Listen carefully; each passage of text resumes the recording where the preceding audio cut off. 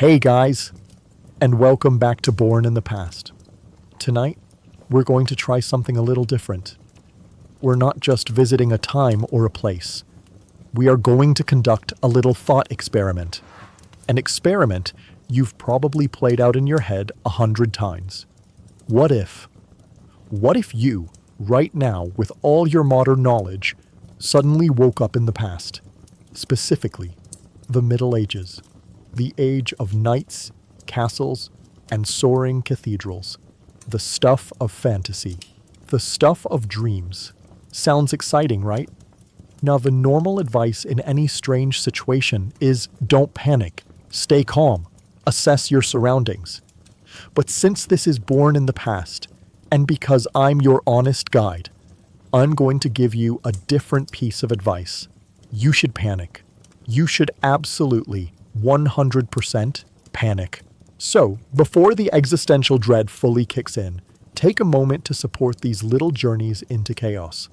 Like the video if you've ever wondered if you could survive this, and subscribe so you never have to face the darkness of history alone. And tell me in the comments, what is the one modern convenience you think you would miss the most? Alright, let's take a deep breath. Try to calm that racing heart, and let's wake up. It's the smell. It's a smell so thick, so complex, so utterly offensive that your modern brain struggles to even categorize it. It's a damp, earthy smell, like a wet basement floor.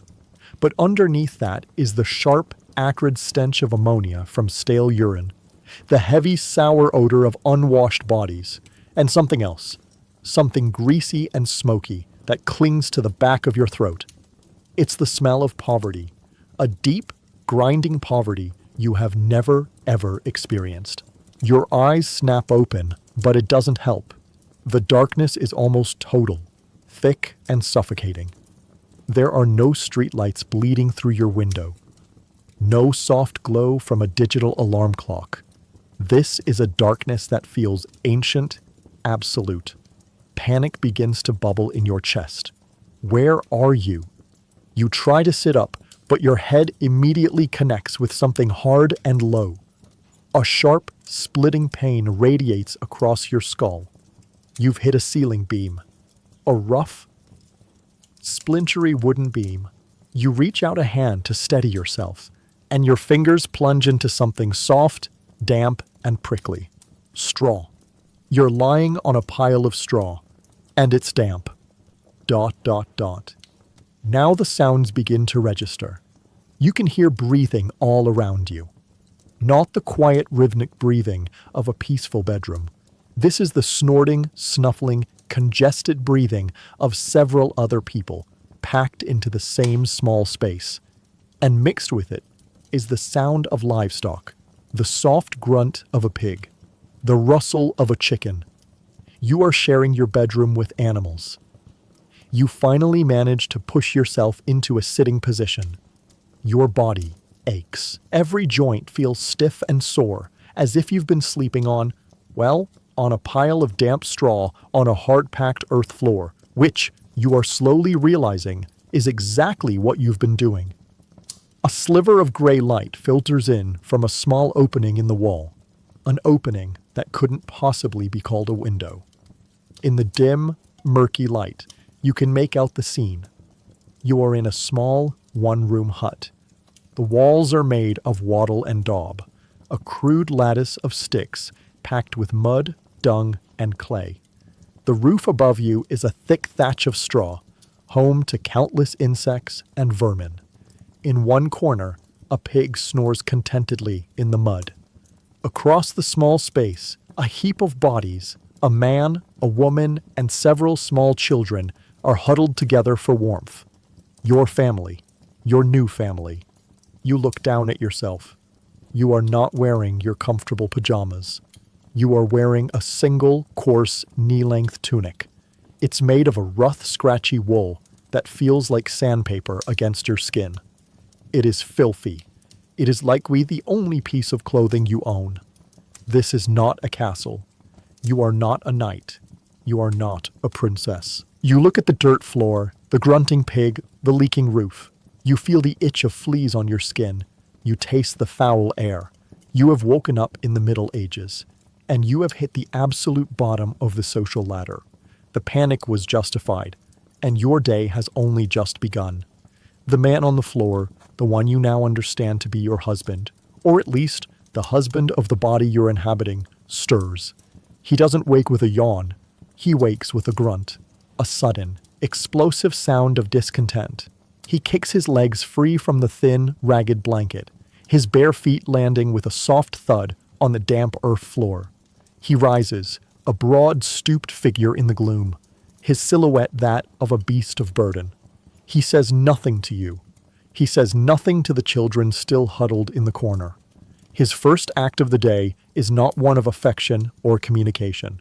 It is one of pure, animalistic necessity. He stumbles towards the single, ill-fitting wooden door of the hut, pulls it open with a groan of protest from its leather hinges, and disappears outside. You listen, your modern ears straining against the pre-dawn quiet. You expect to hear the sound of footsteps on a path, perhaps heading to an outhouse. You hear neither. You hear only a faint trickle a few feet from the door. And then you understand. The world is his toilet. There is no plumbing, no sanitation. There is no concept of privacy. The line between inside and outside, between living space and waste disposal, is dangerously, terrifyingly thin. The woman, your wife, is next. She shoos the chickens away with a practiced wave of her hand, and rises, her movements weary but efficient. She looks at you. Her face, barely visible in the gray light, is smudged with dirt, her hair a tangled mess. But her eyes are sharp, ancient, and filled with a profound, soul-deep exhaustion. There's no curiosity in her gaze, no surprise at your panicked expression. There is only a flat, appraising look. She is judging your fitness for the day's labor. You are not a partner to her. You are another body, another pair of hands, a tool. Get up, she says. Her voice is not cruel, but it is as hard and unforgiving as the packed earth floor. The sun doesn't wait. The two older children, perhaps 7 and 5 years old, are already awake, moving with a silent, fearful obedience. They don't whine or complain. They seem to have had the very concept of childhood comfort beaten out of them long ago. They scurry to a corner, their small hands reaching into a rough pottery bowl. Your modern mind thinks, breakfast. You imagine porridge, perhaps some fruit. What they pull out is a chunk of something dark and dense. It's bread, but not a bread you would recognize. It's a coarse black loaf made of rye or barley, hard as a rock. They don't eat it with pleasure. They gnaw on it, their small jaws working hard to break off a piece. This is not a meal. This is fuel, and there isn't much of it. Your wife gestures to you again, an impatient flick of her head. You realize you are still sitting on the straw, a statue of disbelief. The shock is a physical weight, paralyzing you. You are a 21st century human. You have knowledge. You know about germs, about science, about history. You could, in theory, explain the principles of crop rotation, the importance of boiling water, the basic mechanics of a lever. And in this moment, you understand the devastating, crushing irony of your situation. All your knowledge is useless. You cannot speak of germs to people who share a bed with a pig. You cannot explain astrophysics to a woman whose primary concern is whether the meager grain supply will last through the winter. Your knowledge is a foreign language in a land of brutal, immediate reality. Your intellect, the thing you valued most about yourself, is now a worthless currency. It is, in fact, a liability. It allows you to understand, with horrifying clarity, just how deeply and truly doomed you are. Your ability to see the filth, to comprehend the danger in every drop of unboiled water, in every unwashed hand, is not a strength. It is a source of unending terror. You finally force your aching body to its feet. Your head swims. You are dizzy with hunger, with shock, with the foul air. The woman watches you, her expression unchanging. She expects you to follow her husband outside, to relieve yourself in the mud, and then get to work. But there is a problem. A simple biological problem you hadn't considered. You are in a man's body, but you, the consciousness inside, have lived your life with the social conditioning of a different time. The idea of simply urinating against the wall of your own home is a profound social and psychological barrier. Well, the woman snaps, her patience wearing thin. You stumble towards the door, your mind racing. Don't panic. Assess, adapt. But how do you adapt to this? How do you unlearn a lifetime of hygiene, of privacy, of basic human dignity in a single morning? You step outside into the cold, damp air.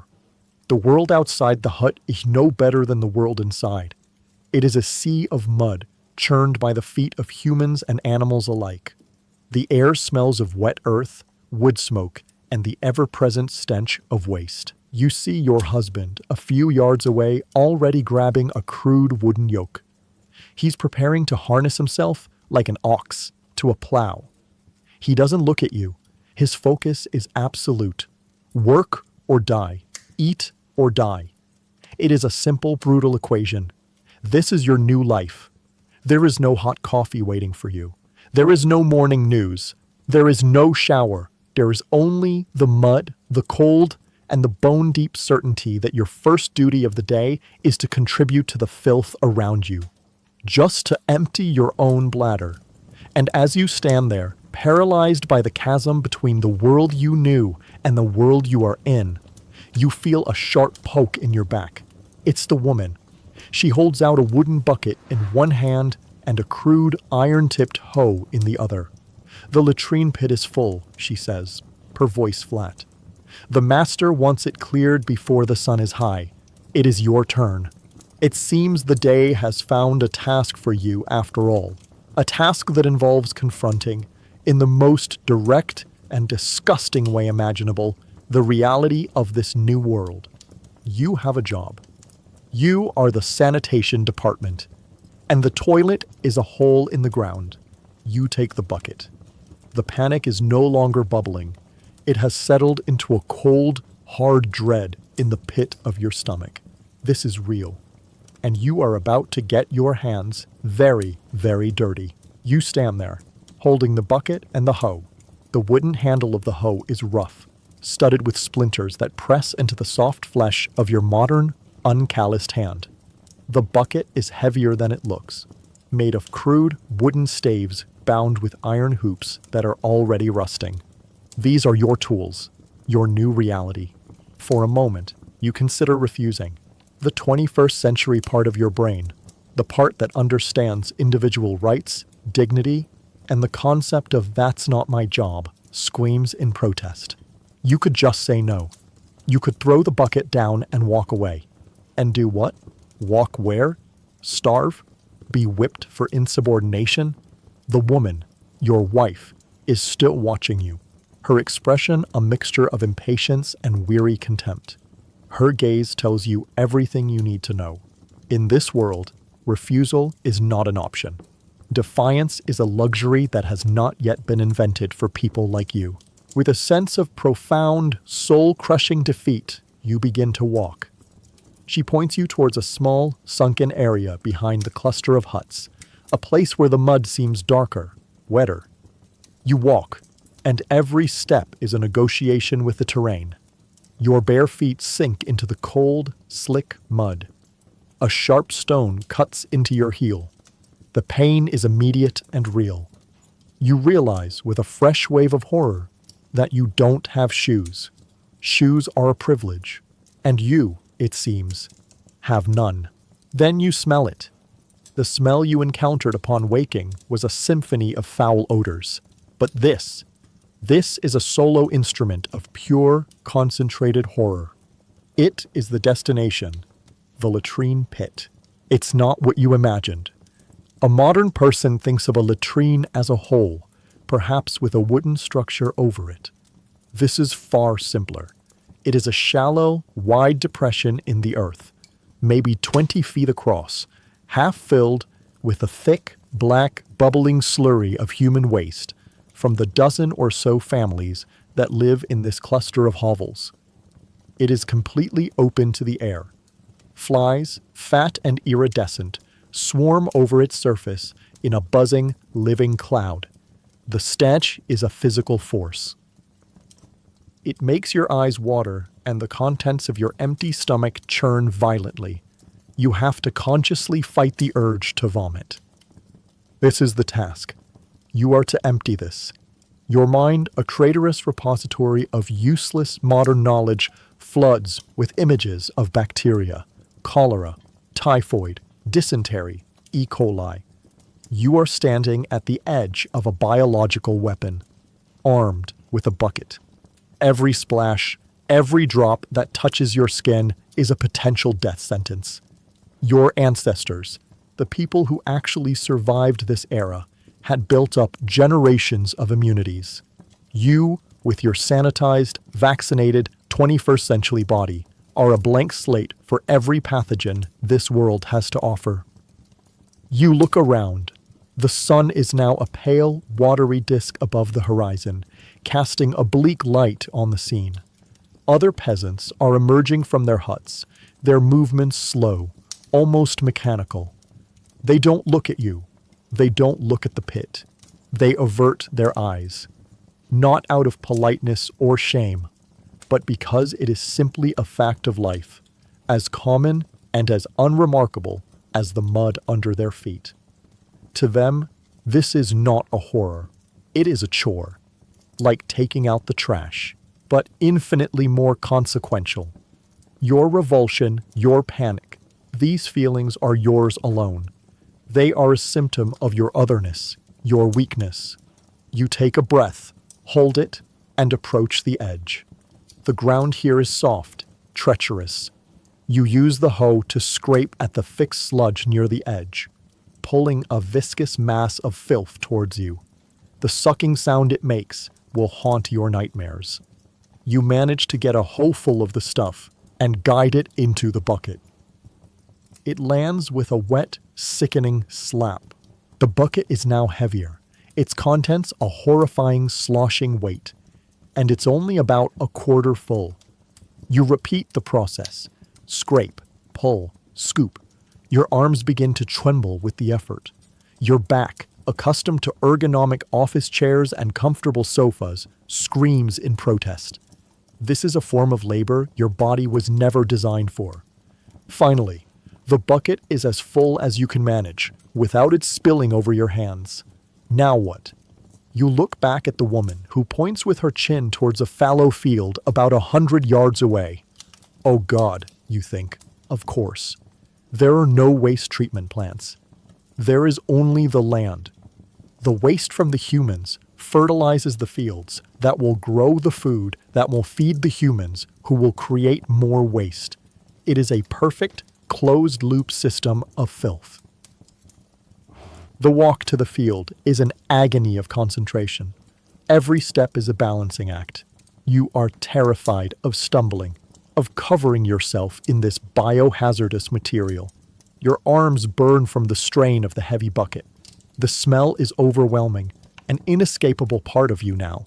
You reach the edge of the field and dump the contents. The black sludge spreads across the gray earth. It is a small, pathetic offering to the soil. You look back at the pit. You've barely made a dent. You have to go back and do this again, and again, and again. You trudge back, your empty bucket now feeling impossibly light. You fall into a rhythm born of desperation. Walk, scrape, scoop, balance, walk, dump, repeat. Your mind, in a desperate act of self-preservation, begins to shut down. The horror becomes mundane. The stench becomes the new normal. The buzzing of the flies becomes background noise. You stop thinking about germs. You stop thinking about the injustice of it all. You think only of the next scoop, the next step, the next trip. You are becoming a machine, an automaton powered by dread. As you work, you notice a figure on horseback, silhouetted on a nearby ridge. He is sitting perfectly still, watching the village stir to life. He is too far away to make out details, but you know who he is, or what he represents. The master, the lord, the owner of this land, this hut, these people, the owner of you. He watches his assets begin their day of labor. He is ensuring his human livestock are productive. The sight of him sends a jolt of pure, modern rage through you. The injustice of it is a physical blow. He sits on his magnificent animal, breathing the clean air of the ridge, while you stand ankle-deep in the filth of his property. But the rage is as useless as your knowledge of science. It is a fire that will only consume you. You quickly extinguish it, burying it deep under the cold mud of necessity. After what feels like an eternity, an hour, or maybe more, the pit is noticeably emptier. You are covered in sweat, your muscles are trembling with an exhaustion you've never known, and you smell like death. The woman comes over, glances at your work, and gives a single curt nod. It is not praise, it is an acknowledgement that the task is sufficiently complete. She takes the hoe from your numb fingers. "The plow," she says, pointing towards your husband, who is now struggling to drag a heavy wooden plow across the field where you just dumped the waste. He needs another body to pull. Go. Your heart sinks. You thought this was the work, this disgusting, soul-destroying task. You realize now it was just the warm-up. Your first duty was to clean the toilet. Your second duty is to become a beast of burden. You stumble across the field, your feet clumsy in the sucking mud. Your body is a symphony of new pains. Your back aches from stooping, your arms are numb from carrying the bucket, and the small cut on your heel is now a throbbing, insistent fire. You thought that was the worst of it. You thought emptying the latrine was your designated torture for the day. You are beginning to understand a terrible truth about this world. There is no worst part. There is only a descending ladder of misery, and you've only been on the first few rungs. Your husband, Praxis, the name feels absurd in your head, a name for a Roman general, not for this mud-caked human ox, is waiting by the plow. It rests at the edge of the field, a monstrous thing of dark, heavy wood, tipped with a single, rust-pitted blade of iron. It looks less like a farming tool and more like a medieval siege weapon. Attached to it is a heavy wooden yoke, carved to accommodate two broad necks. One side is already dark with the sweat and grime of your husband's efforts. The other side is clean. It's waiting for you. He looks at you, his eyes narrowed. There's no pity in his face. There is only a grim, pressing urgency. The sun is climbing. The work is not getting done. He gestures toward the empty side of the yoke with an aggressive, impatient jerk of his head. The message is clear. Get in. Pull. For a second, your modern mind rebels again, more forcefully this time. This is not just unpleasant. This is dehumanizing. You are a person. You think. You reason. You have dreams. You are not an animal. You are not a beast of burden to be harnessed and whipped. But then you look at him, at Praxis. His shoulders are raw and chafed from the yoke. His back is a landscape of knotted muscle, permanently stooped. His hands are thick, calloused claws. He is a beast of burden. He has been his entire life, and the world has not granted him the luxury of contemplating the injustice of it all. To him, this is not a philosophical crisis. This is Tuesday. Your refusal to share his burden is not a stand for human dignity. It is a betrayal. It is you, the weaker animal, refusing to pull your share of the weight, threatening the survival of the herd.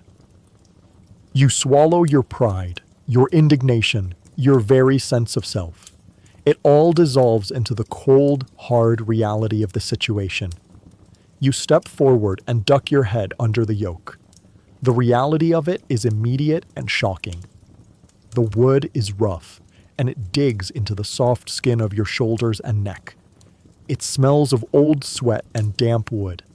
You can feel its immense dead weight pressing down on you even before you start to pull. Praxis moves next to you, fitting his own neck into place. You are now physically bound to this stranger, this grim, silent man. You are a team, but two-man-powered tractor. He gives a sharp, guttural grunt. Hup! It's the signal to start. You lean forward, putting your weight into the yoke, and push with your legs. The plow does not move. It feels like you're trying to pull a mountain. The iron tip is caught in the heavy, wet soil. Praxis lets out an exasperated sigh, a sound of pure frustration. He shoves his shoulder hard against the yoke, a violent, explosive movement. Hup! Now! He barks, the first full word he has directed at you. Desperate, you throw every ounce of your strength into it. Your muscles, accustomed to nothing more strenuous than carrying groceries, scream in protest. Your legs tremble. A hot, searing pain shoots through your lower back. But then, with a great, sucking groan from the earth, the plow lurches forward. It moves. Maybe only a foot, but it moves. And so it begins. This is your work now. It is a brutal, mindless rhythm. Lean, push, strain. Feel the blade bite into the earth. Drag it forward a few feet. Stop. Breathe. Your lungs are on fire. The air you suck in is cold and thin. Then, the grunt from Praxis. Hup, and you do it again. The world shrinks to the space of the yoke.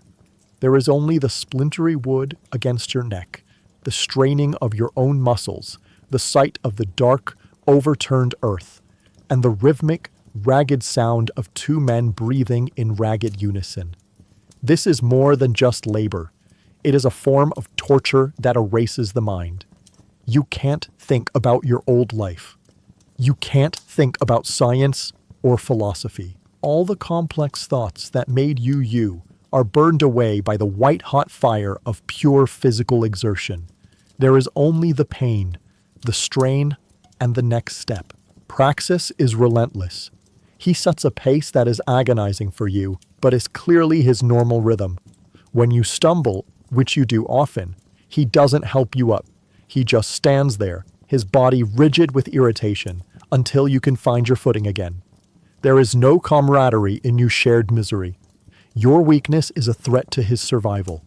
A day of poor plowing means a smaller harvest. A smaller harvest means a hungrier winter. Your pain is an abstraction he cannot afford to acknowledge. After what feels like a lifetime, after you've plowed a single impossibly long row, he grunts and stops. You collapse against the yoke, your body trembling, sweat stinging your eyes. You look back. The single furrow you have carved into the field looks pathetic, a tiny scratch on the face of the earth, and the field is vast. Praxis pulls a small, greasy leather pouch from his tunic. He takes out a chunk of the same black bread you saw the children eating, and a small, dried piece of salted fish that smells incredibly strong.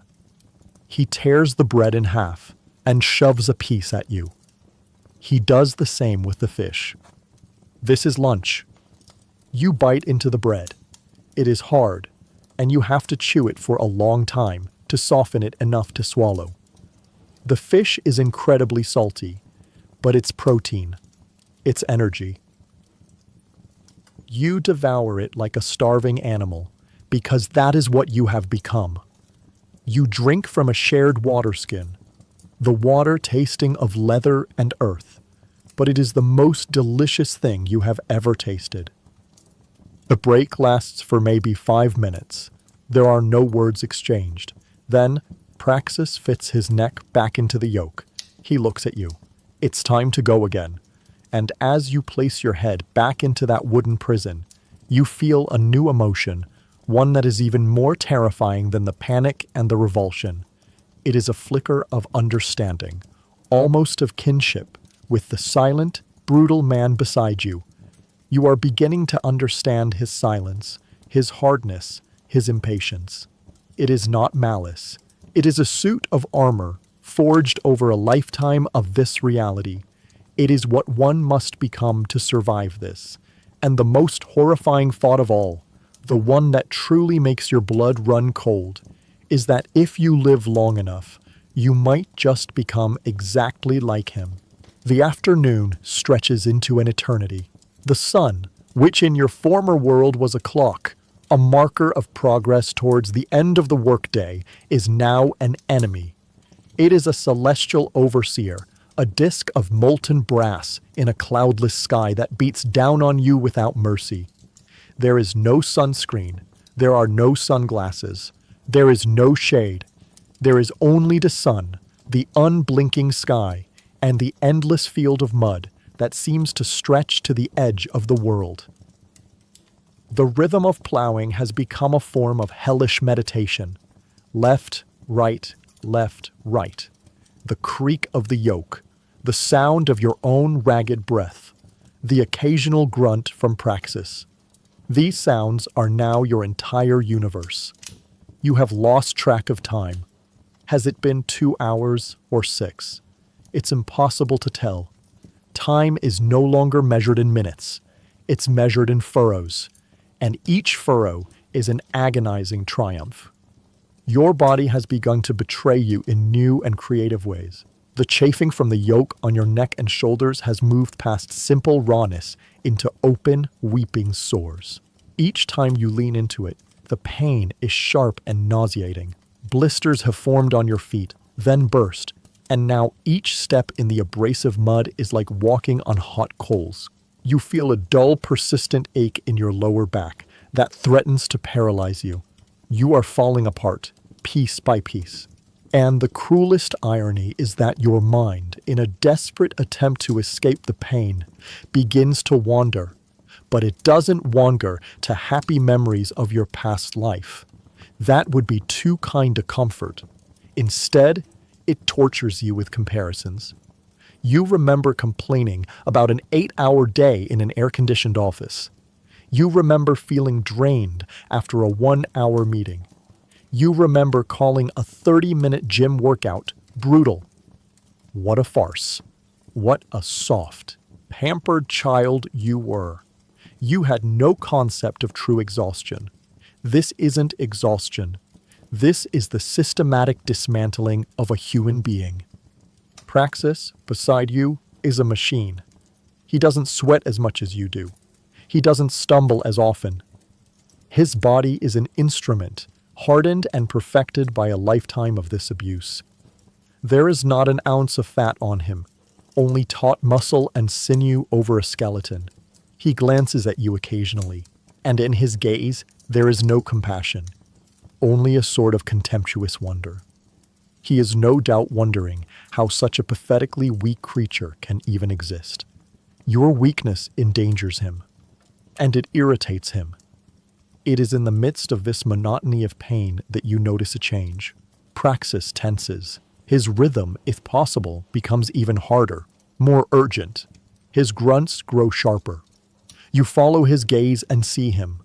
The figure on horseback you saw this morning on the ridge has descended. He is now less than 50 yards away, at the edge of the field you are plowing.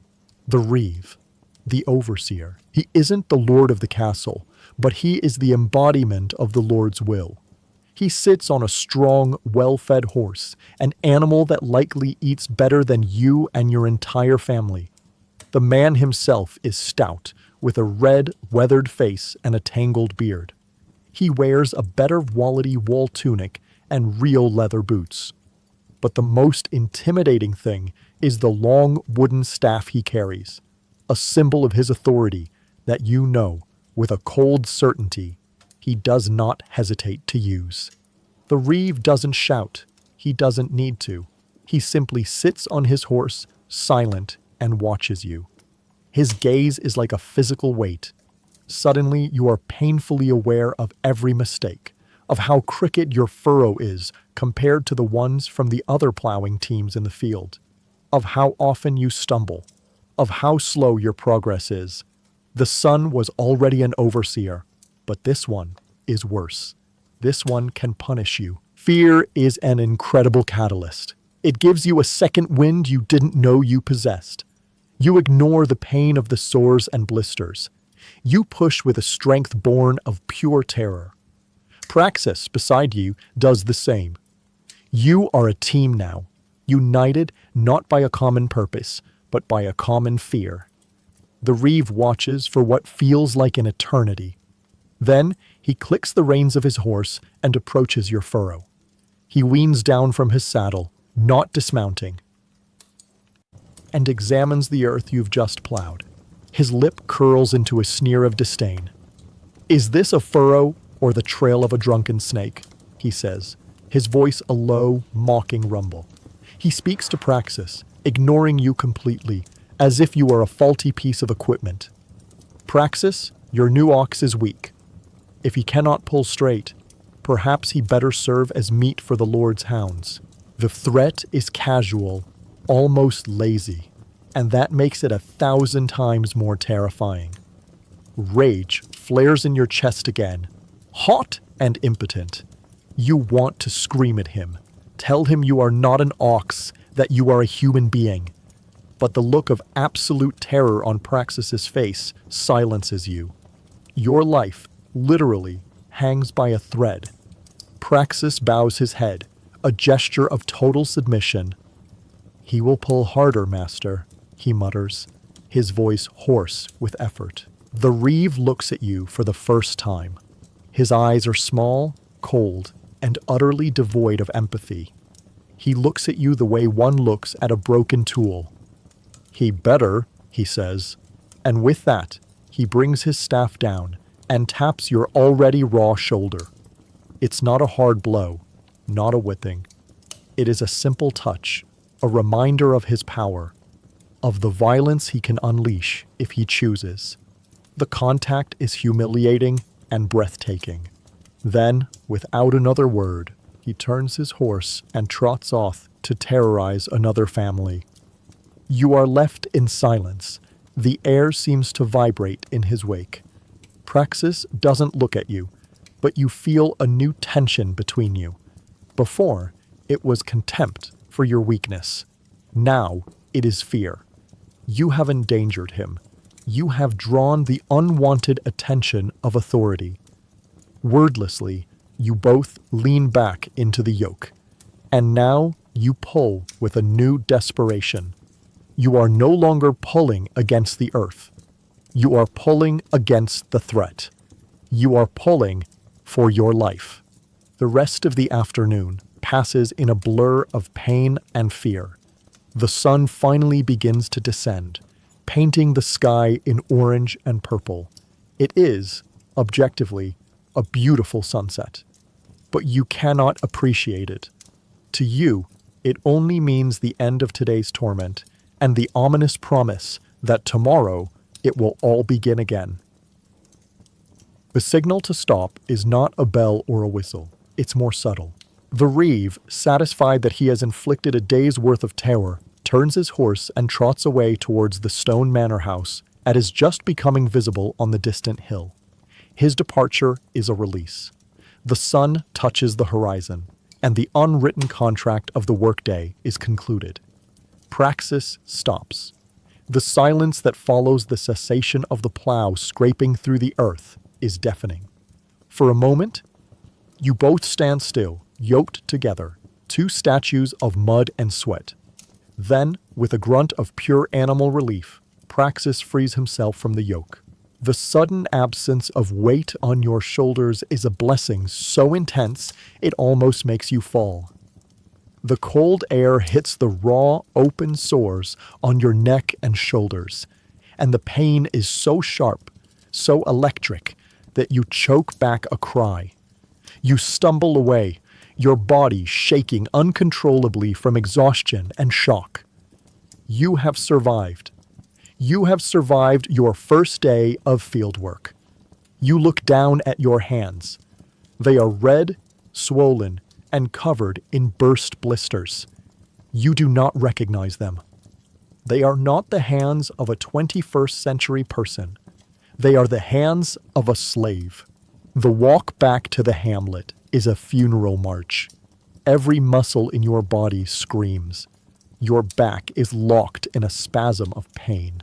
Lifting each foot from the clinging mud requires a Herculean effort. Around you, other peasants are making the same slow, agonizing journey. Men, women, even children not much older than your daughters, all move with the same zombie-like slowness. Shoulders slumped, gazes empty. No one speaks. No one laughs. The collective sound is that of feet squelching in mud, and the labored breathing of dozens of exhausted lungs.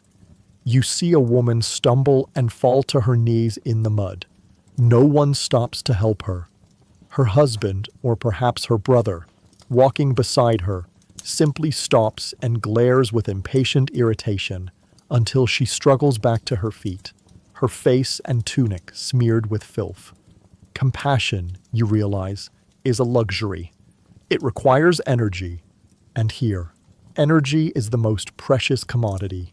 No one has any to spare for others. You arrive at the cluster of hovels.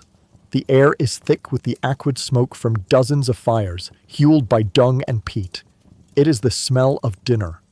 The smell ignites a ravenous, primal hunger inside him, a hunger so intense it momentarily eclipses the pain. Your wife is already in the hut. You see her for a moment, silhouetted by the fire in the hearth. Her day has been no less grueling than yours. She has likely been grinding grain with a heavy cornstone, foraging for firewood, tending the small vegetable patch, or weaving the coarse cloth you all wear. Her exhaustion is a mirror of your own. When you enter the hut, she gives you a brief glance. She does not ask how your day was. She already knows. It is written on every inch of your broken body. You hope, you pray, for a moment of rest, a chance to sit, to close your eyes, to do nothing. But that hope is another modern dream. She nods her head towards a pair of wooden buckets by the door. They are smaller than the latrine bucket, thank God, but they are still heavy. The well, she says, her voice flat. Before it's full dark. The well, of course. Water does not magically appear from a tap. It must be fetched. It must be carried. It must be earned. Your heart sinks, but your body, now operating on a kind of fear-based autopilot, obeys. You pick up the buckets. Praxis, who has entered behind you, picks up a small, dull-bladed axe and heads back outside. His work isn't finished either. He likely has to chop firewood for the morning's fire. The communal well is the hamlet's social hub, but not in any way you would recognize. There is no cheerful chatter, no friendly gossip. It is a place of silent tension. Several women and children are there, waiting their turn in a slow-moving line. The well itself is just a deep, stone-lined hole in the ground with a creaking wooden pulley mechanism. You wait your turn in silence, avoiding eye contact. You can feel the others looking at you. You are the new ox, the weak link who is reprimanded by the reeve. Are you a liability? A useless mouth to feed? You can feel their judgment, cold and practical. It isn't malice. It's the brutal calculus of survival. Every member of the community must provide value. Today, you have barely done so. Finally, it's your turn. You lower the bucket on the rope. The pulley mechanism groaning in protest. You haul it up, the weight of the water a fresh agony for your arms and back. You fill both buckets, water sloshing over your already sore feet. The journey back to the hut is another trial of balance and pain. When you arrive, sloshing water, your wife has already stoked the fire. In a black iron pot hanging over the flames, something is boiling. The smell that rises is, to your surprise, not entirely unpleasant. It is some kind of pottage made with root vegetables and perhaps a little grain. You deliver the water. Your duty done. Now you can rest. You move to sit on the dirt floor, to lean against the wattle and daub wall, to simply let the darkness take you. But her voice stops you again. The pig, she says, without looking at you, has not been fed. You look to the dark corner of the hut, where the great dark mass of the family pig is breathing heavily. The animal that lives, sleeps, and defecates feet from where you sleep. And now, it seems, it is your personal responsibility to ensure it is well fed. There is no rest. There is no end. Life here is not divided into work and leisure. Life is an unending list of tasks that must be completed to not die today, so that you can wake up tomorrow to complete the list again. And as you search in a sack for scraps to give the pig, you realize the animal will probably eat before you do. A wave of resentment so absurd it's almost funny washes over you. Feed the pig? The beast snoring in the corner, adding its own unique fragrance to the hut's already complex bouquet? Your body is about to shut down.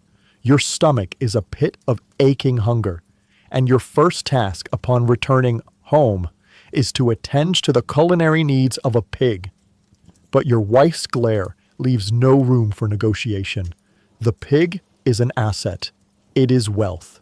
It is the difference between moderate starvation and total starvation come winter. Its well-being is, in practical terms, more important than your comfort. Shuffling, you move to a burlap sack in the corner. You reach in and pull out a handful of what appears to be vegetable peels, root tailings, and some moldy grain. It's garbage. The organic waste you would have thrown in a compost bin in your previous life. Here, it is a delicacy for the fattest member of the family. You approach the animal. Smelling the food, the pig lurches to its feet with a low guttural grunt, eyeing you with small, intelligent, and slightly menacing eyes. It's large, much larger than you thought, a mass of muscle and fat. For a moment, you feel a prickle of fear. This animal could seriously injure you if it chose to. You toss the scraps into a crude wooden trough, and it falls upon them with a wild, noisy glee. The sounds of its feasting, the slobbering, the chomping, the grunts, fill the small hut. It's ironic. It is the only creature in this house that eats with genuine enthusiasm. While the pig has its feast, your wife moves with weary efficiency around the fire. She lifts the iron pot from its hook and begins to ladle its contents into 5 dented wooden bowls. The rising steam carries the scent of the pottage. It is an earthy smell, mostly of turnips and onions with a hint of grain. It isn't delicious. It isn't appetizing. But it is the smell of hot food, and at this moment, it is the most beautiful scent in the world. Praxis re-enters, dropping a small bundle of firewood by the hearth. He doesn't even glance at the pot. He simply collapses into his usual spot on the floor near the fire, a place of honor earned by his status as head of the household. He sits with his back against the mud wall and closes his eyes, a man utterly emptied by the day's work. The woman hands you a bowl and a crude wooden spoon, then the children, and finally herself, ensuring that Praxis's portion is the largest. The hierarchy is clear, immutable. The primary laborer eats the most. The rest get what's left. You sit huddling on the floor and stare into your bowl. It is a thin, watery stew. You see translucent chunks of turnip, a few slivers of onion, and swollen barley grains floating in a grayish broth. There is no trace of meat, no color, no spice. It is the color of the day you have just endured, gray, monotonous, and bleak. The dinner begins, and the silence that descends is different from the silence of the field. This is not a silence of exhaustion. It is a silence of tension. The only sound is that of wooden spoons scraping against the bottoms of wooden bowls, and of people slurping the hot broth. No one speaks. Eating is a serious business. You bring the first spoonful to your lips. The taste is nothing. It's like eating warm water with texture. There's no salt to enhance the flavor, no pepper to give it a kick. Salt is a luxury, a precious commodity used to preserve meat, not to be wasted on the daily pottage of a peasant. The flavor of the onion and turnip is faint, boiled into submission, and as you chew this tasteless pap, your brain, your cruel, traitorous brain, bombards you with ghosts. You remember the taste of a pepperoni pizza, the molten cheese, the spicy kick of the sausage. The memory is so vivid, you can almost smell it. You remember the taste of a grilled steak, juicy and tender. You remember the simple pleasure of a turkey sandwich with mayonnaise and crisp lettuce. You remember chocolate, ice cream, coffee, wine. A universe of flavors you took for granted, that you consider your birthright as a human being. You realize you have been living in a sensory paradise your entire life and had never even noticed. This meal is not just poor nutrition. It is a form of deprivation. It is the removal of pleasure as a concept. Here, food is not meant to be enjoyed.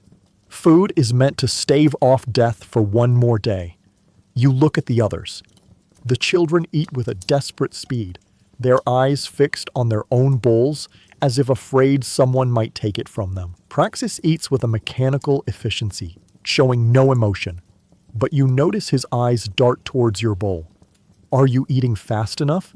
Are you wasting any? The scrutiny is constant.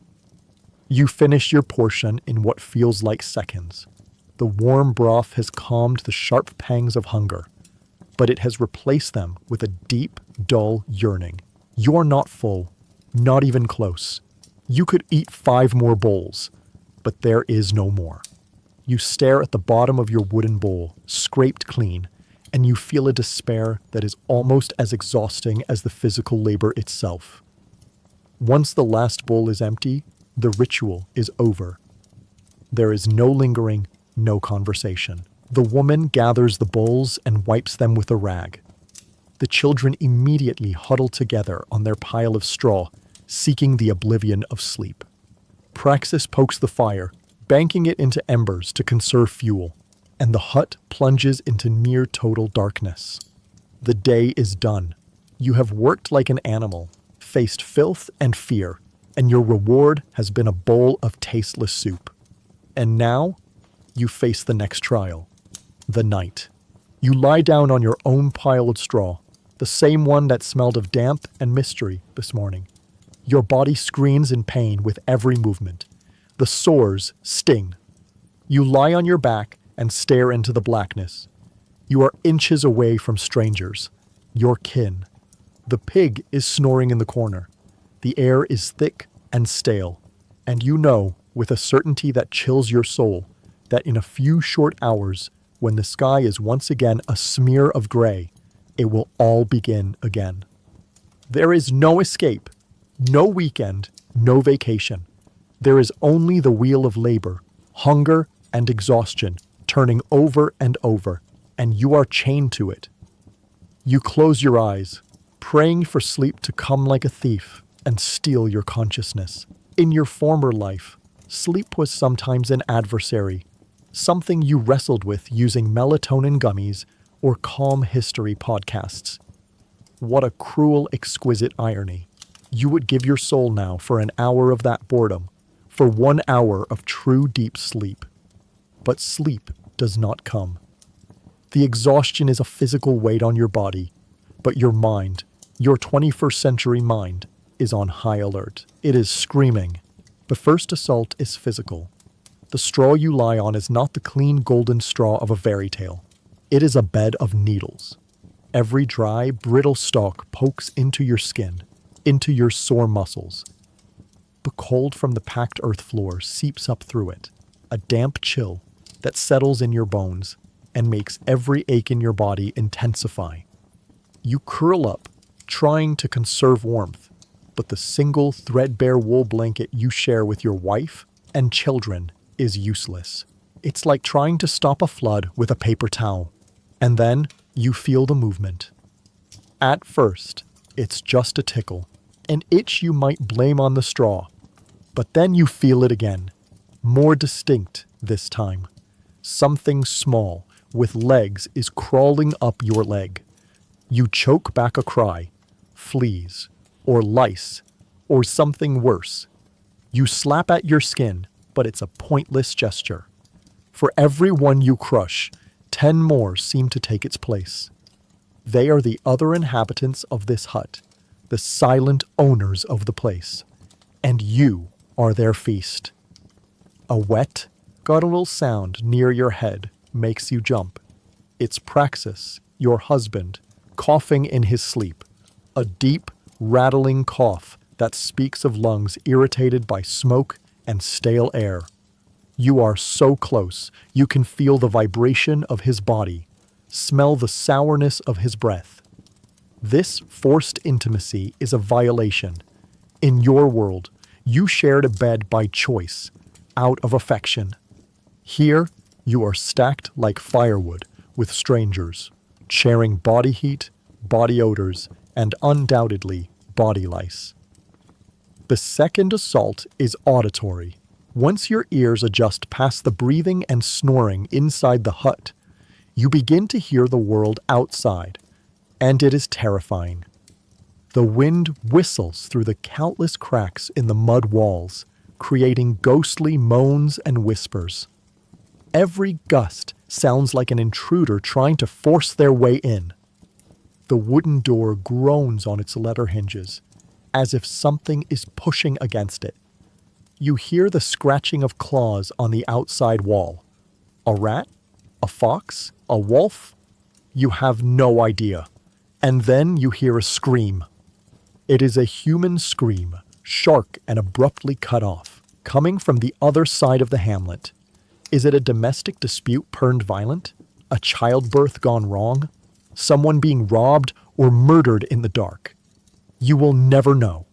There are no police sirens. There is no one to call. Violence in the night is simply a fact, a sound swallowed by the darkness and forgotten by morning. The scream reminds you of your own vulnerability. Your hut door has no lock. You have nothing with which to defend yourself. You are prey, huddled in your den, praying the predators do not find you tonight. Your gaze drifts to the dying embers of the hearth. They are the only source of light and warmth, a single orange eye in a universe of black, and you realize they are a dual threat. You desperately wish they were larger, that they would give off more heat, that they would ward off the chill. But you also know that a single errant spark, a piece of wood rolling from the hearth, could ignite the dry straw you're sleeping on. The entire hut would be an inferno in minutes. The thing that protects you from the cold could also kill you in your sleep. It is a microcosm of your existence here. Everything that keeps you alive is also actively trying to kill you. And finally, when the body is thoroughly tormented and the ears are filled with the sounds of fear, comes the third and final assault, that of your own mind. Here, in the silent dark, there is no work to distract you, no tasks to occupy your brain. You are alone with the truth. And the truth is unbearable.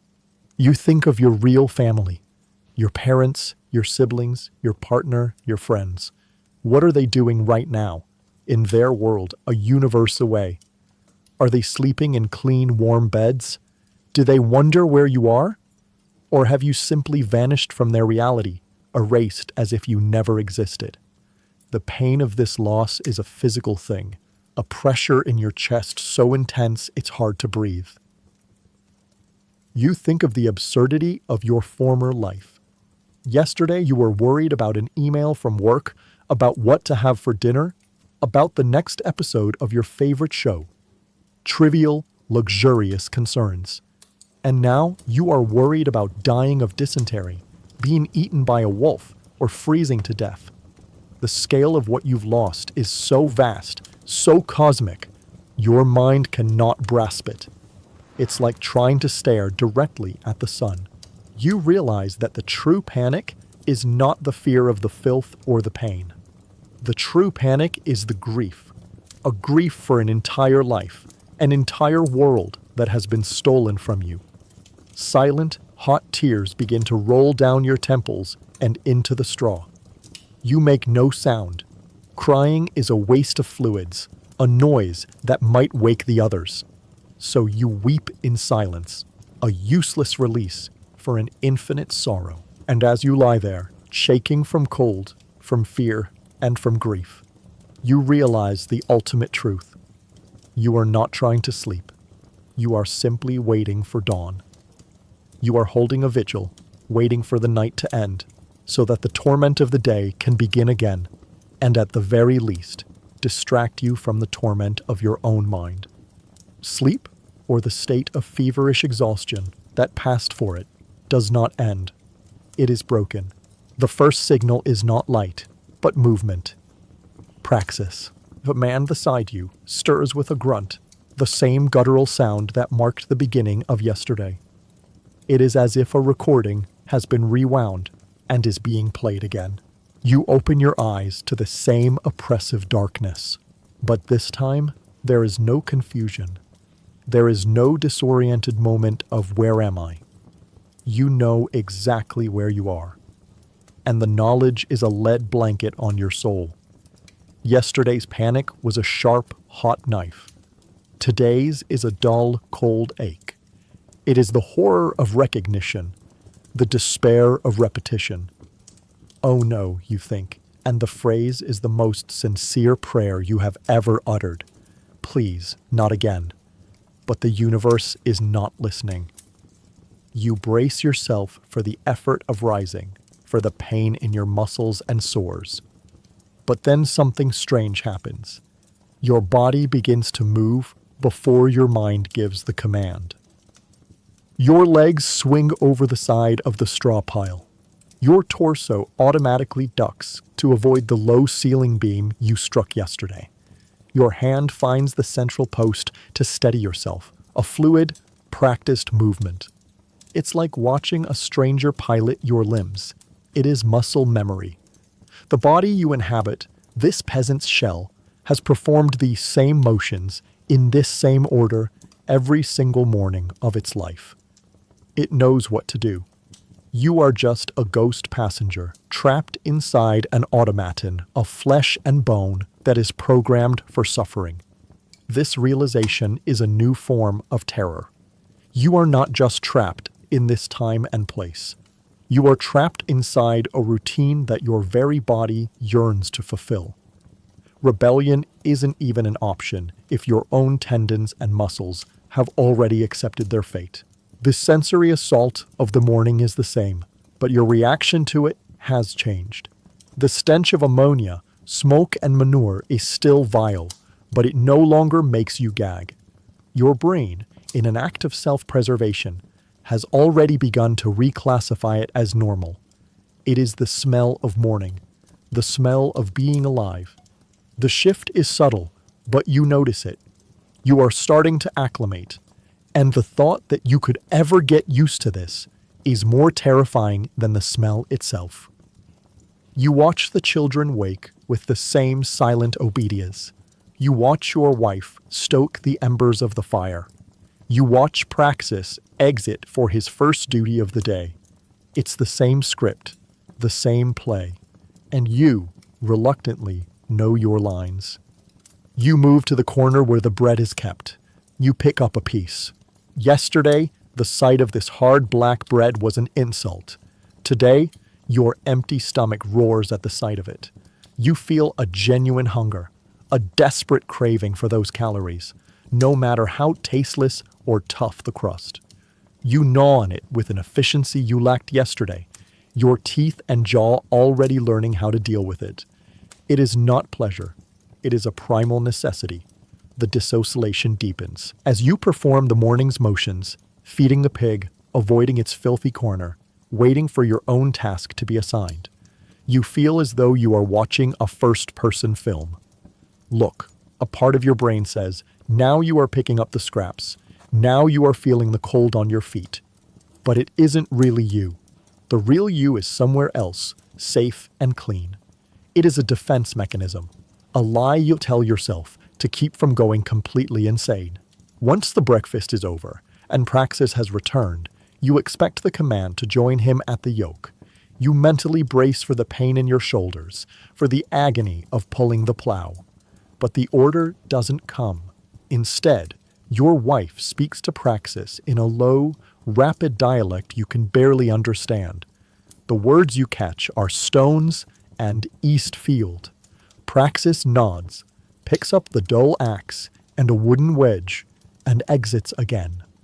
But in a different direction than the field from yesterday. The woman turns to you. No plowing today. You feel a wave of relief so powerful, it almost buckles your knees. Anything is better than the yoke. Anything. She hands you a large, coarse burlap sack. Praxis moves the big stones, she says, her voice as flat as ever. You gather the small ones, all of them. The field must be cleared before the spring planting. She gestures for you to follow her, and the two older children. You walk out of the hamlet, heading for a different field. This one is not a muddy plot ready for plowing. This one is covered in thin grass, and, as you soon discover, is absolutely littered with stones. Stones of every size, from pebbles to rocks the size of your head, foul the earth like broken teeth. This is your new task. It does not require the brute strength of the plow, but you quickly discover it has its own unique form of torture. It is back-breaking work. You must bend over again and again, hundreds, thousands of times. Pick up a stone, drop it in the sack, straighten up, take a step, bend over. Repeat. After only 20 minutes, your lower back is a knot of fire. Your thighs tremble from the constant strain of squatting and rising. The tips of your fingers are scraped and cut from the sharp edges of the stones. The sack grows steadily heavier, and you have to drag it with you, its dead weight an anchor chaining you to this spot. And worst of all is the monotony. It is stupid work, mindless work, picking stones from an endless field. But as you labor, you see Praxis in the distance, struggling with a massive boulder, using his axe and a lever to try and shift it. You see your wife and children doing the same work as you, their small backs already bent into the same pained posture. You realize the truth of medieval farming. It is not about planting seeds and watching them grow. It is a war, a constant, grueling war against the earth itself. The land does not want to give up its food. It must be beaten, cleared, and subjugated. Every harvest is a victory won with the sweat and blood of generations. The sun begins to climb. The second day has barely begun. The relief you felt about not pulling the plow has evaporated, replaced by a different kind of pain. One more nagging and tedious, and you understand another fundamental lesson of this hell. There are no good or bad tasks here. There are only different flavors of suffering. And today, you get to taste a new one. The sun climbs, and your world shrinks to a patch of dirt and stone. Bend, lift, drop. Bend, lift, drop. The rhythm is hypnotic. The pain in your lower back is no longer a sharp protest, but a constant roaring fire. Your hands, which you once used to type on a keyboard or hold a smartphone, are now raw, abraded tools, caked with dirt and blood from the sharp flint stones. You are acutely aware that every small cut, every scrape, is an open door for infection. In your old life, an infection was an annoyance, easily defeated by a dab of antiseptic cream. Here, you understand, an infection is a quiet and patient murderer.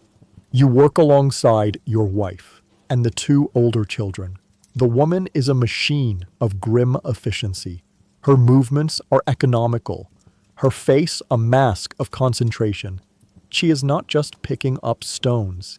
She is scanning the ground, her eyes identifying the next dozen to be cleared before she even straightens her back. She is a professional at this.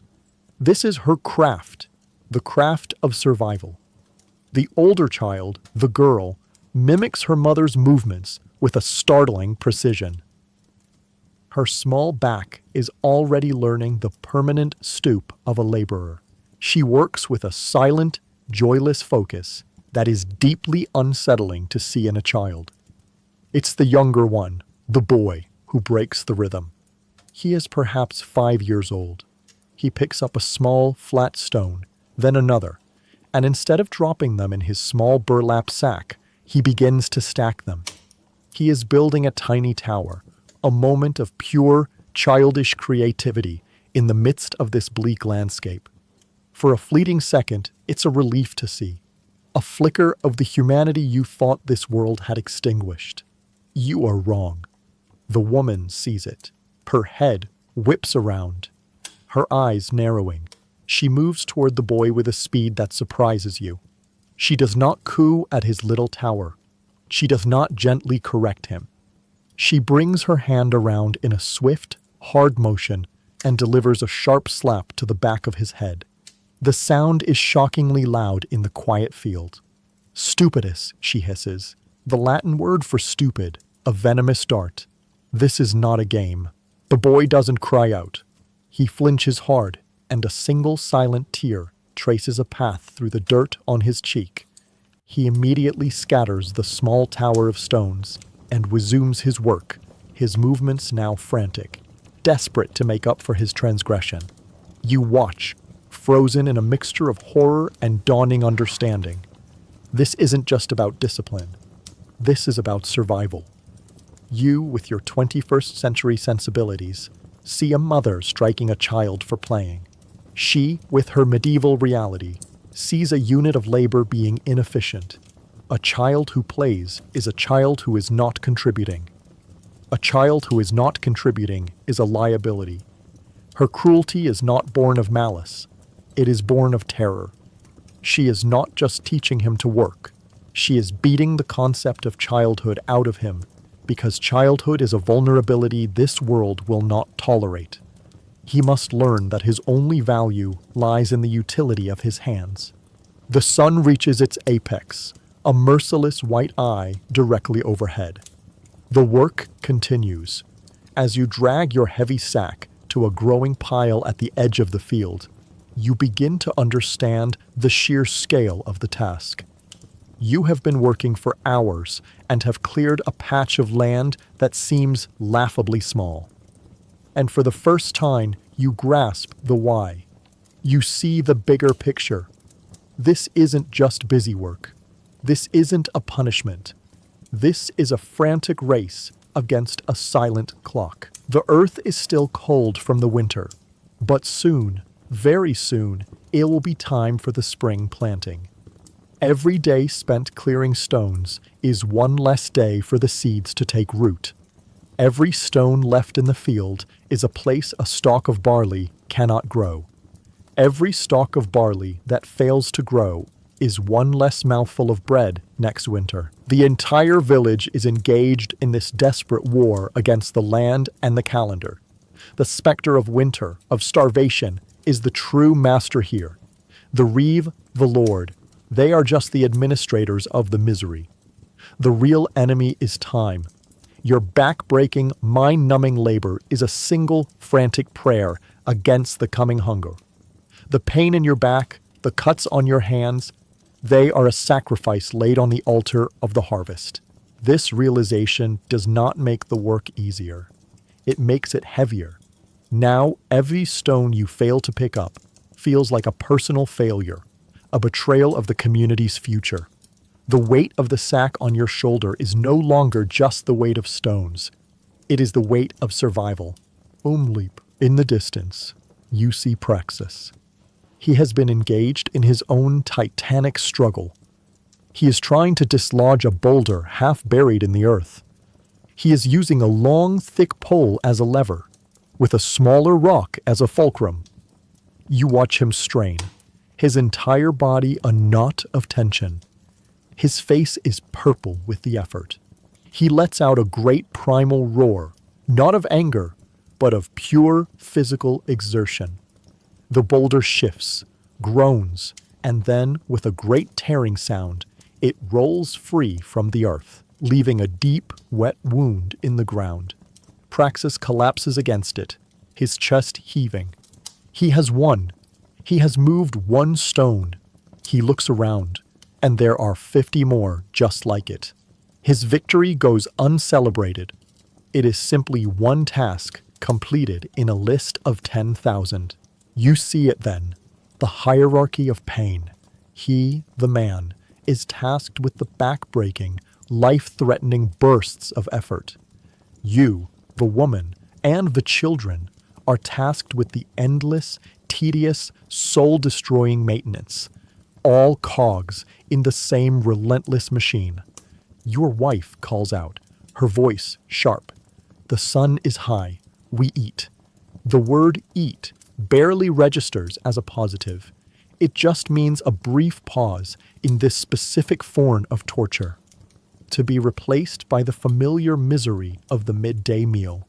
The word eat triggers a Pavlovian response deep in your gut. A raw, gnawing hunger surges, momentarily overpowering the chorus of aches from your back and legs. You drop the heavy sack of stones, the thud of its landing, a punctuation mark on the morning's labor. Your family does the same. There is no leisurely stroll back to the hut for a civilized meal. That would be an unforgivable waste of time and energy. Instead, your wife leads you to a large, flat-topped boulder near the edge of the field, one of the few victories Praxis has won against the land this morning. This is your dining table, your picnic spot, a slab of cold, hard stone under the direct, punishing gaze of the midday sun.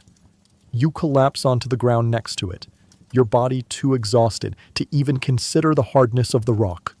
She unties a small, greasy leather pouch from her belt. This is the pantry. From it, she produces the familiar black bread. It looks less like food and more like a geological sample, from the very field you are clearing. She breaks it into chunks with her bare, dirt-caked hands. The sound it makes is a dry crack, like a dead branch snapping. She hands a piece to each of you. Praxis gets the largest. You get a piece slightly larger than the children's. The hierarchy persists even in a meal that is barely more than sustenance. Today there's a small luxury. She also produces a chunk of hard yellum cheese wrapped in a piece of damp cloth. She uses a small rusty knife to cut off 4 tiny translucent slivers, one for each of you. The 5th and largest piece she gives to Praxis. Your sliver is barely the size of your thumb. This is the feast. You sit there, in the dirt, surrounded by the stones you have spent all morning clearing. The silence returns, the tense, functional silence of people who have nothing to say to each other that isn't related to the immediate task of survival. You lift the bread to your mouth. It smells of rye and nothing, just a dry, dusty scent. You bite into it. It's a battle. The crust is so hard it scrapes the inside of your mouth.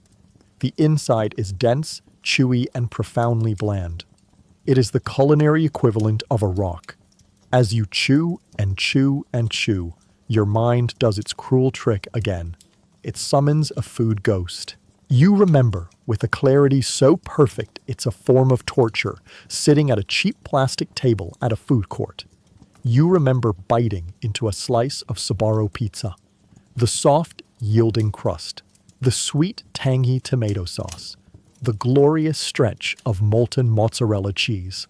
The salty, greasy circles of pepperoni. A masterpiece of processed, unhealthy, magnificent flavor. You once ate that without a second thought, a cheap meal grabbed on the run. Here, in this field, the memory of it is so divine, so unattainable, it feels like a religious vision. You would commit murder for that slice of pizza right now. You would lead armies. You force the dense bread down your throat, your jaw aching. Then you turn to the cheese. You place the tiny, precious sliver on your tongue. The flavor is a shock. It is incredibly salty, sharp, and pungent. It's a powerful, almost aggressive taste. and it's the most interesting thing you've tasted since you woke up in this nightmare. It's not a pleasant creamy cheese. It is a tool, a concentration of salt and fat designed to last for months without spoiling. You let it dissolve slowly, trying to make the sensation last as long as possible. You wash it all down with a gulp of lukewarm water from the leather water skin. It tastes of dust and cured animal hide. It is hydration, nothing more. You look at the others. Praxis is already finished, his gaze already scanning the field, his mind calculating the work yet to be done. The children have devoured their portions with a silent, desperate intensity. The boy, the one who was slapped, has a single crumb of cheese stuck to his cheek, and he licks it off with a darting tongue, his eyes wide to make sure he got all of it. The entire meal has lasted less than 5 minutes. There is no rest. There is no idle chatter. There is no moment of post-meal satisfaction. The moment the last mouthful is swallowed, the purpose of the stop has been fulfilled. The machine has been refueled. Praxis grunts and pushes himself to his feet. He grabs his heavy wooden lever and heads back towards the next half-buried boulder. Your wife stands, brushing the crumbs from her tunic. She looks at you, then at the half-cleared field. Her expression is unchanging. The break is over. Your body screams in protest. It has just received the bare minimum of calories, and now it is being commanded to immediately burn them. The thought of bending over to pick up another stone is physically nauseating. You want to lie down. You want to close your eyes and pretend this isn't happening. But the eyes of Praxis and the woman are upon you. You are the weak link, the strange ox, and the afternoon's work has just begun. Slowly, painfully. You push yourself up from the dirt, your back sending a fresh wave of agony through your body. You pick up your burlap sack. It feels heavier than before. The afternoon wears on, a long, slow grind towards evening.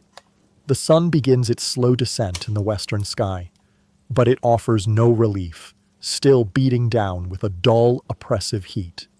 The rhythm of your work has become a mindless trance. Bend, lift, drop. Your mind, unable to sustain the high-pitched frequency of panic and intellectual horror, has retreated. It has found a quiet, numb space where it can hide from the relentless agony of your body. The pain is still there, a constant roaring symphony in your back, your legs, your raw hands. But it feels distant now, happening to someone else.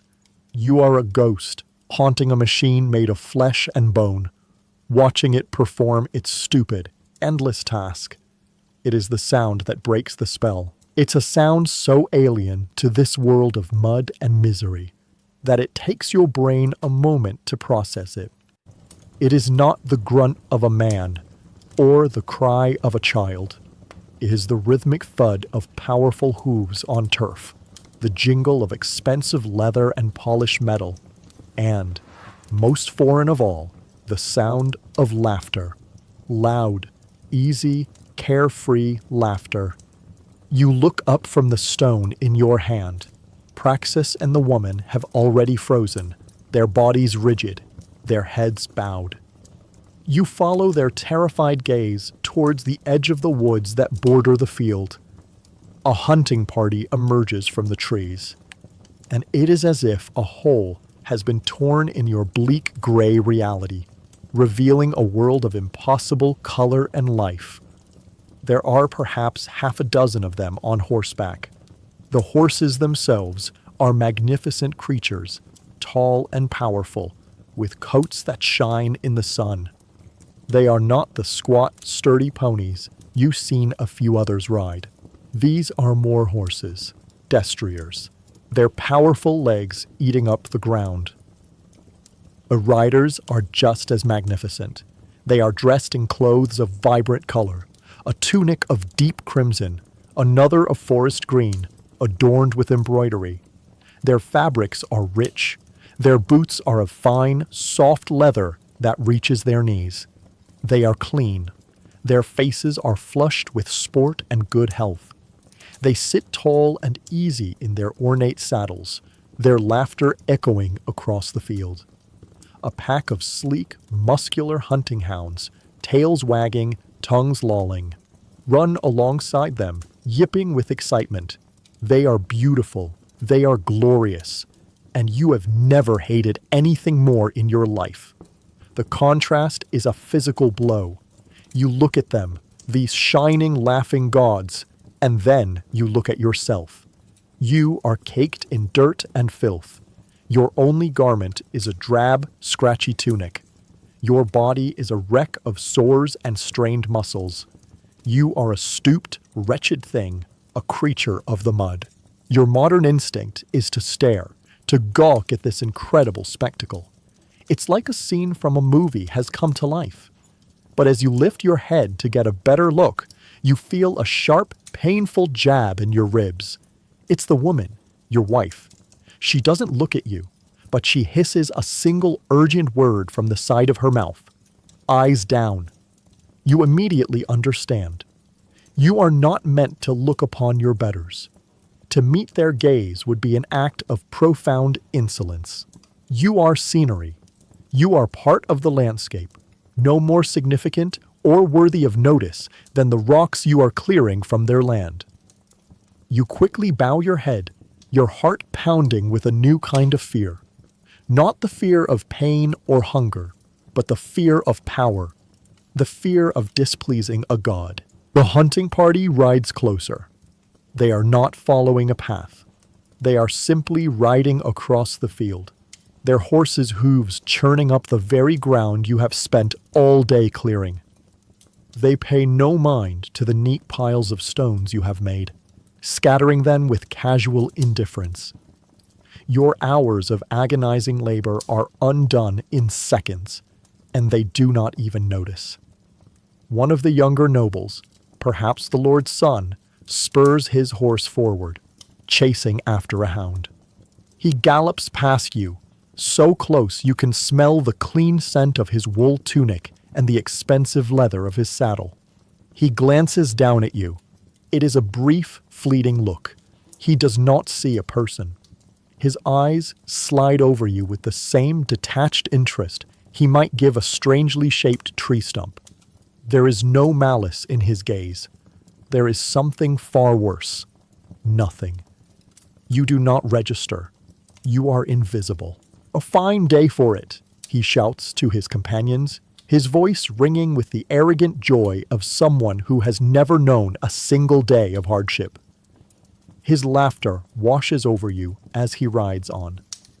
The party passes, a whirlwind of color, sound, and power, and disappears over the next rise. The sound of their horns and laughter slowly fades, leaving behind a silence that feels deeper and more profound than before. For a long moment, no one moves. You, Praxis, and the woman remain in your bowed, submissive postures. Only when you are absolutely certain they are gone does Praxis slowly, cautiously straighten his back.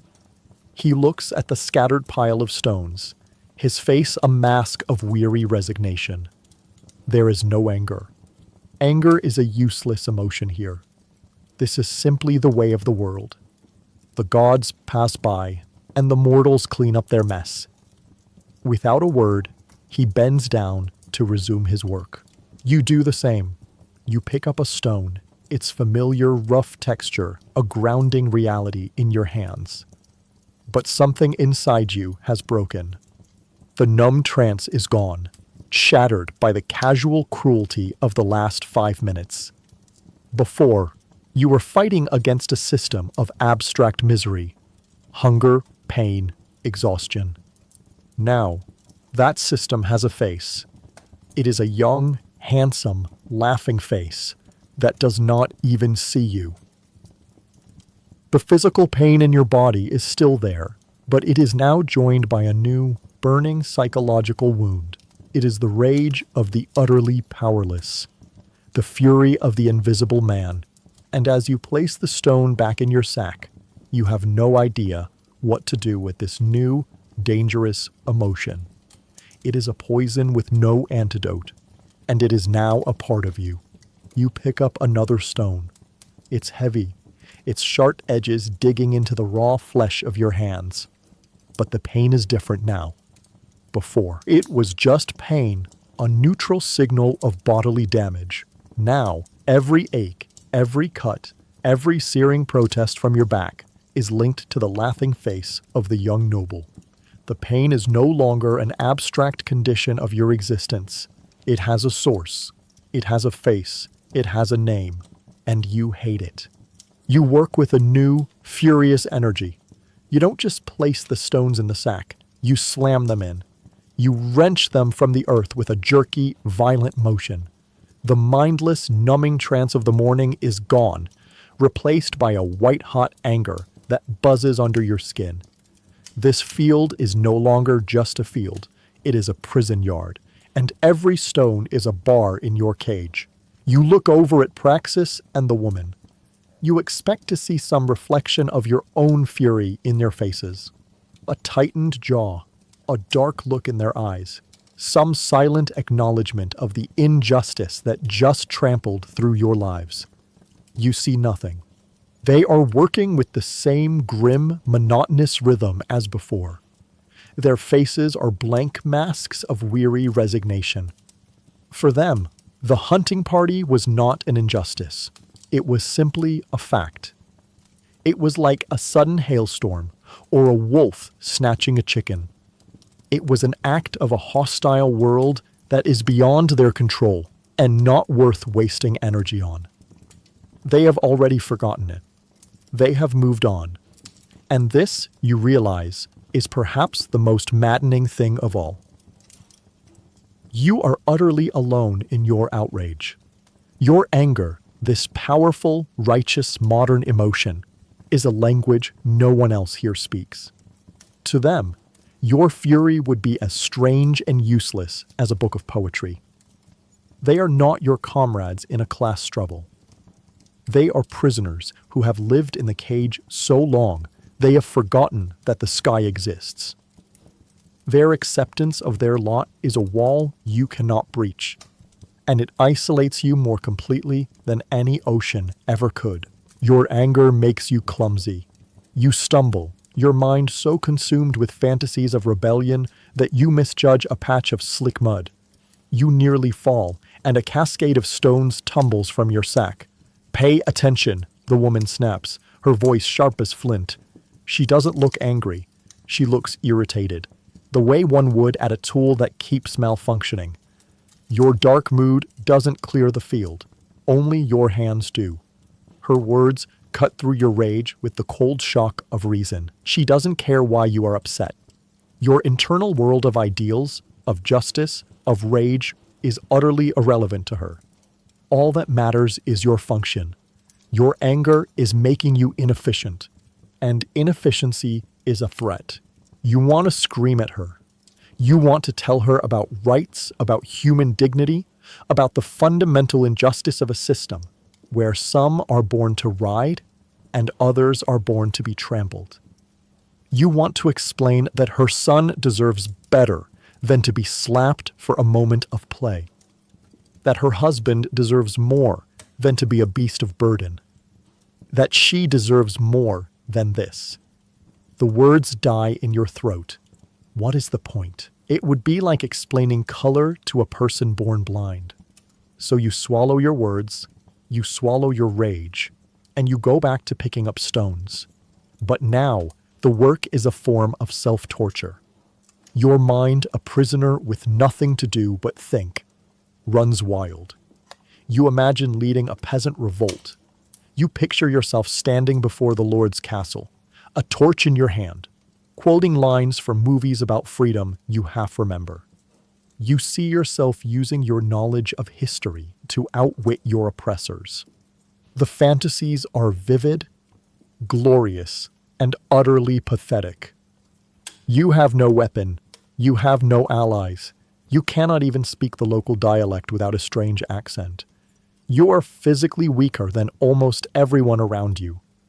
Your grand revolution would consist of you alone throwing a rock at a castle wall before being captured and likely flayed alive for your trouble. The gap between your inner world of righteous fury and your outer world of absolute impotence is a chasm of despair. The sun finally shows mercy, sinking below the horizon. The day's work is done. The walk back to the hovels is different from yesterday's. Yesterday was a death march of pure physical exhaustion. Today is a silent, simmering trek of contained fury. You feel a profound and bitter separation from the people walking beside you.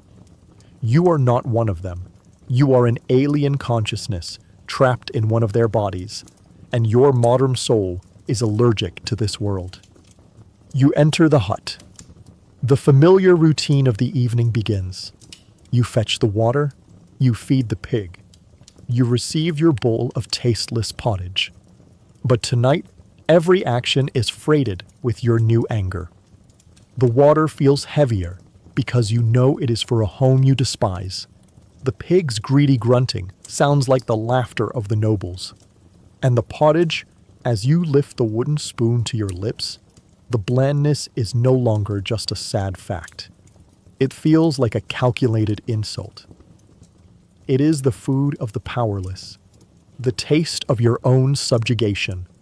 You eat, your jaw tight, your eyes burning. You are a prisoner, eating the prison slop. And all around you, your fellow prisoners eat without complaint, because they do not believe a world outside the prison walls even exists. The rage sits in your stomach, a hard, indigestible stone. It offers no warmth. It offers no strength. It only burns.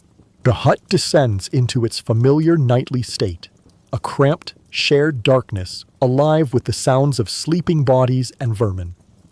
You lie on the straw, but unlike last night, your mind is not filled with a chaotic storm of grief and fear. Tonight, it is focused on a single, burning point of light. The pure white-hot rage you feel towards the laughing noble, towards the silent reeve, towards the entire, crushing weight of this unjust world. You replay the afternoon's events in your mind. The thud of the hooves, the casual indifference, the hissed command from your wife, the reeve's contemptuous threat. Each memory is a fresh log on the fire of your fury.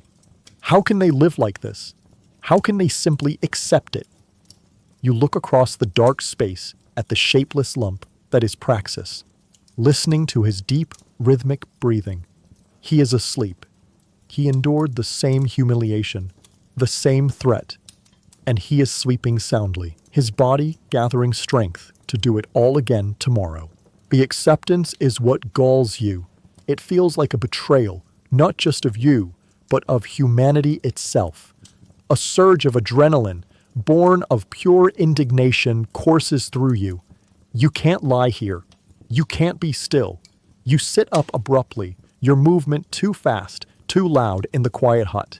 You need to do something, anything. You feel a primal urge to punch a wall, to scream, to break something. But the walls are made of mud and sticks. And the only things to break are the family's few precious bulls. Your frustration finds a smaller outlet.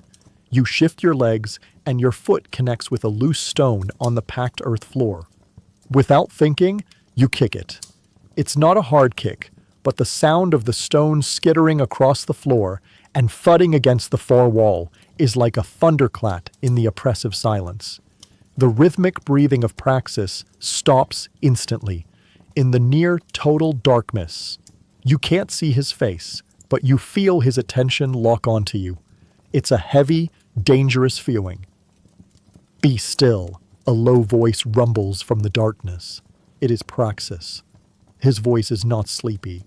It is awake, alert, and laced with a menace that makes the hairs on your arms stand up. Your modern self, fueled by righteous anger, takes over. Still, you whisper back. your voice trembling with a fury you can no longer contain. Did you see them? They rode through our work. They laughed at us. The Reeve, he called me an ox. He threatened us. And we're just supposed to be still? You are speaking in a low voice, but your words are filled with an alien intensity. You are speaking of concepts like dignity, respect, and injustice. There is a rustling sound, and then a large, dark shape looms over you. Praxis has moved with a speed and silence that is terrifying.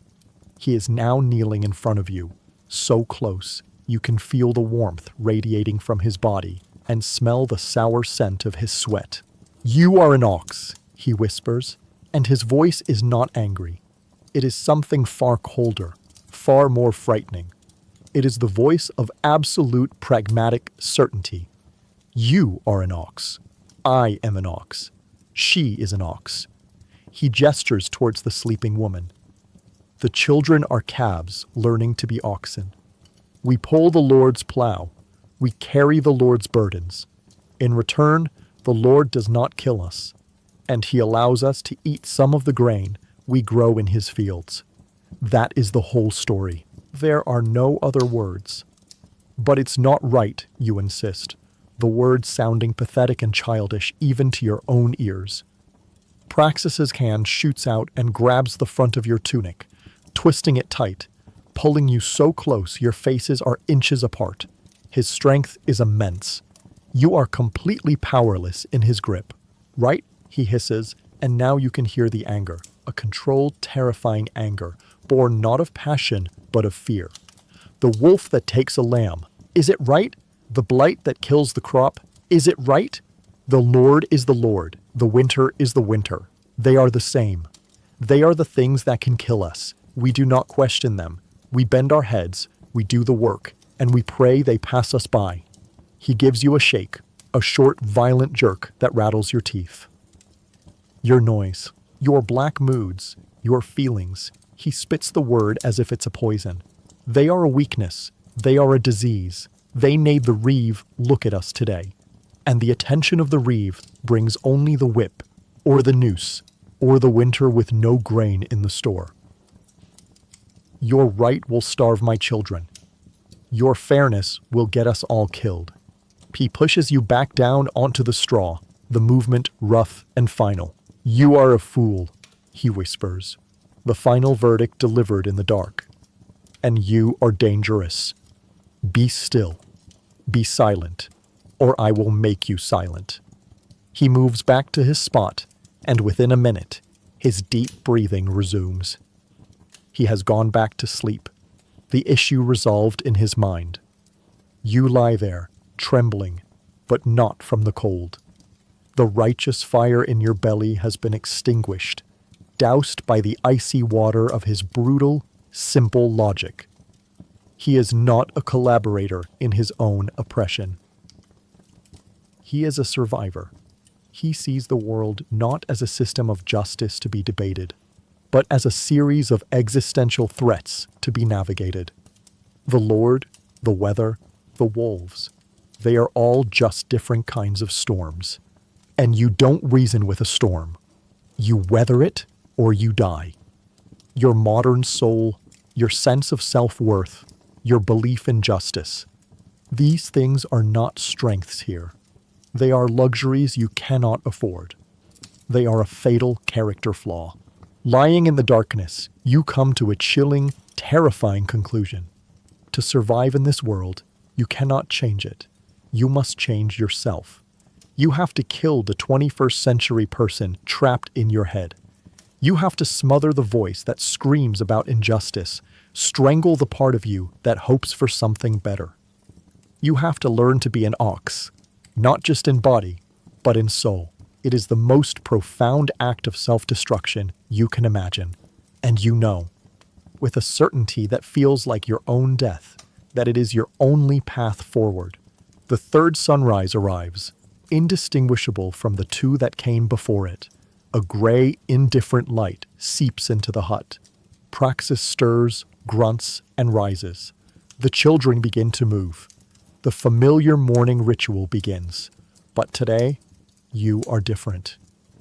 When you rise from the straw, the movement is no longer a strange, disconnected event. It is a conscious choice. You deliberately mimic the fluid, energy-saving motions of praxis. You duck under the beam. You steady yourself on the post. You do not allow your mind to wander or your body to hesitate. You are performing. The role is present, and your life depends on a flawless performance. The stench of the hut hits you, and your modern mind instinctively recoils, screaming. Germs, disease, unclean. And for the first time, another voice, a new one, rises from the depths of your consciousness to meet it. It is a cold, hard voice, the voice of the survivor. Be silent, it commands. The smell is just air. Air does not kill you. The reeve can kill you. Hunger can kill you. The winter can kill you. The smell is nothing. It is a feeling, and feelings are a weakness. You actively, consciously, push the revulsion down. You murder the thought before it can fully form. You are compartmentalizing. You are building walls inside your own mind. You take your piece of black bread. The food ghosts begin to whisper, tempting you with memories of flavor and pleasure. Pizza, coffee, chocolate. Be silent, the survivor's voice commands again. This is not food. This is fuel. It keeps the muscles from seizing. That is its only purpose. To think of other things is to invite madness. You chew the bread and swallow it. You focus only on the mechanics of the act, the working of your jaw, the movement of your throat. You do not allow yourself to taste its blandness or feel its coarseness. You are unlearning how to eat. The task for the day is the stones again. The field is still there, a monument to futility. As you walk towards it, you do not allow your mind to dwell on the injustice. You look at praxis not as a brute, but as a teacher. You study the way he walks, the way he conserves his energy, a way his eyes are always scanning, assessing. You are his apprentice in the art of being an ox. You begin the work. Bend, lift, drop. Your body is a wreck. The pain is immense. But today, you have a new mental technique. You do not fight the pain. You do not rage against it. You accept it. You let it wash over you. It is a fact, like the sun, like the stones. The pain is real, but you refuse to let it be important. A thought arises. My back can't take much more of this. I could slip a disc. This is permanent damage. The new voice crushes it. There are no discs. There is only the back. It works, or you die. There's no other option. Keep working. Another thought. This is pointless. We clear the stones, and next winter the frost will heave up more. It will never be done. The new voice replies, of course it will never be done.